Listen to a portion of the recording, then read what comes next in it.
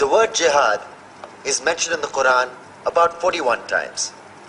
The words mercy, peace, and compassion are mentioned about 355 times. Yes, come in. Come on in, Riaz. Sit down, please. Contrary to popular belief in most Western cultures, Islam is a religion that preaches peace and tolerance. Yes, Patricia. If Islam truly is a religion that preaches peace, then how come the world's most troubled spots, the West Bank, Afghanistan, Pakistan, Iraq, they're all plagued with Islamic terrorism? Well, that depends on your definition of terrorism. Some might argue that the US invasions of countries like Iraq and Afghanistan are also acts of terrorism. No, those were acts of war to get rid of despotic regimes. Or a means of getting at a country's oil. Conspiracy theories. Well, May I? Yes, please. Go ahead, Riaz. Mr. Khan is right. I mean, if we're talking about terrorists, the world's biggest terrorists are the white superpowers. Come on now. No, really, stop and think about it. Explain 9/11. Okay. Do you know how many people died in the Twin Towers strike?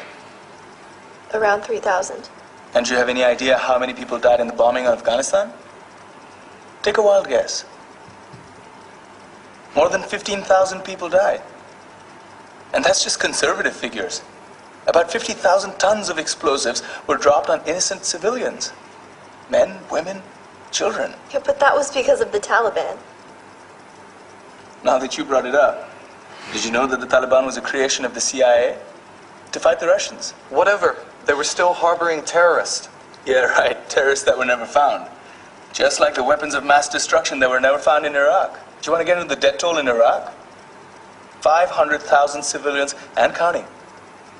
And what do Britain and America say when they don't find these weapons? It's simple. They just say sorry. And still refuse to relinquish control of these countries. What are you trying to say? What I'm trying to say is that just because you're American, wear a fancy suit, and call yourself the president, doesn't make you any less of a terrorist.